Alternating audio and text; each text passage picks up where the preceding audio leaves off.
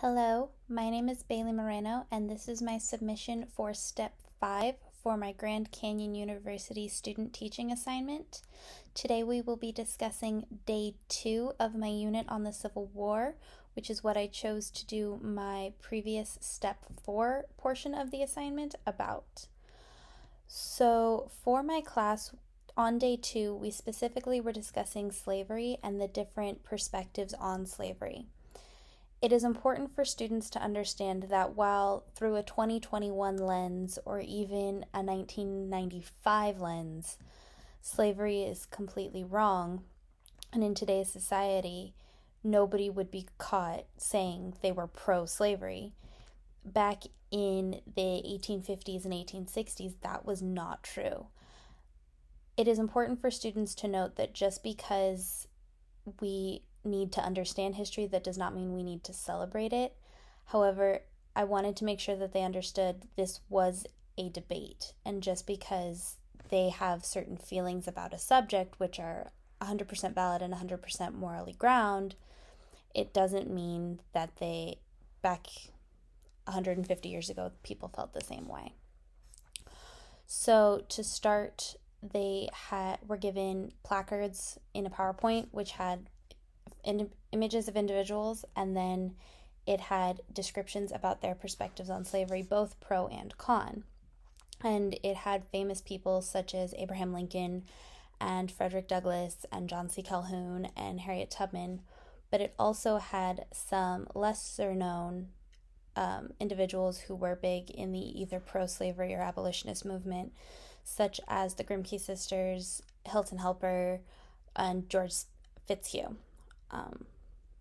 So I wanted them to look and see the different perspectives that people had on slavery, what reasoning they had to be anti, to be pro, as well as to see what kind of information and what actions those individuals took to further their agenda, whether that was to write different books or publish newspapers or help people along the Underground Railroad like Harriet Tubman did to try and get them to freedom. Some people took action, some people took less action, and why they felt their actions were important. Students actually ended up having a lot of questions about slavery. Obviously, some of them struggle with the fact that there were individuals who were pro-slavery. It's 150 years later, and they're in California, which is a very diverse area, even if the town itself that I'm teaching in, Simi Valley, isn't particularly diverse. So growing up and seeing the Black Lives Matter movement and seeing Obama as president, it's hard for them to comprehend that honestly, not that long ago, people were pro-slavery. But it's also important for them, and one of the things that we made sure to note was that slavery wasn't anything new then.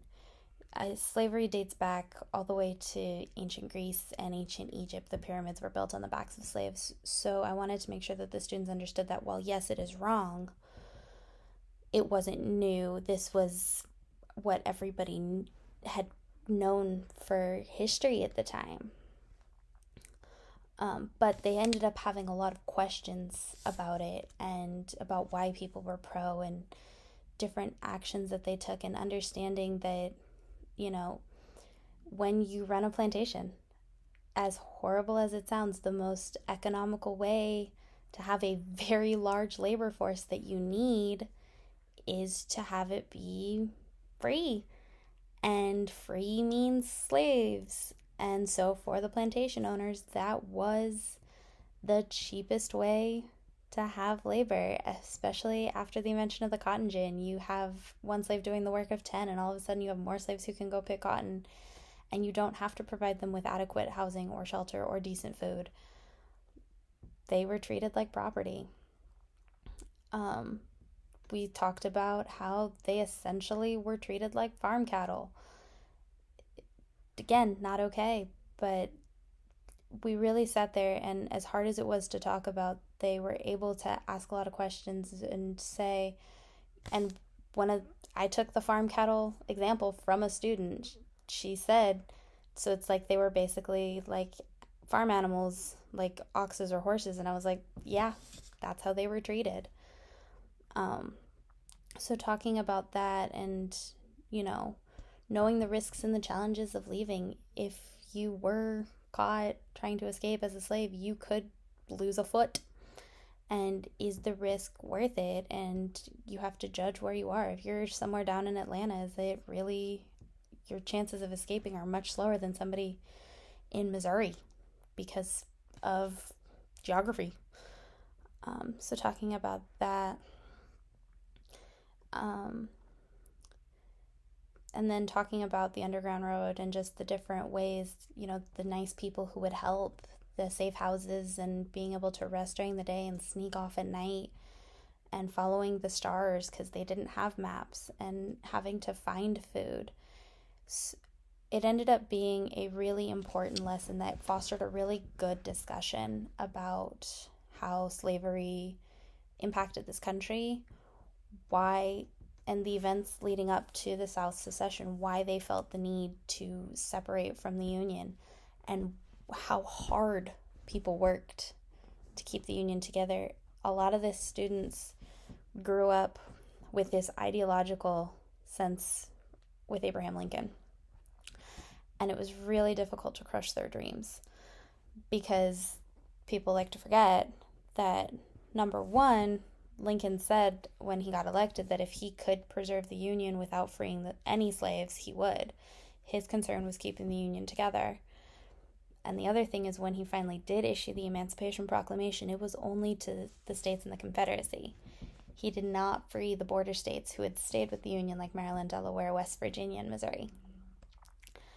And so students sit here and they're like, no, Lincoln was anti-slavery. And he was, but the fact of the matter was his concern was the Union more than it was the slaves. And so having to sit there and foster that discussion and remind them, nobody's perfect. He wasn't perfect. He was good, and he did everything he could to preserve the nation, and he managed to, but at the end of the day, he wasn't just this godlike figure that people sometimes like to make him out to be. But overall, we did have a really good discussion about the pros and the cons at the time. And when I say pros, I mean why people sat here and were like, no, we need this. They didn't. They figured out, obviously, a way around it, but why they thought they needed slavery at the time. And again, just the events leading up to the secession of the Union. Thank you for watching.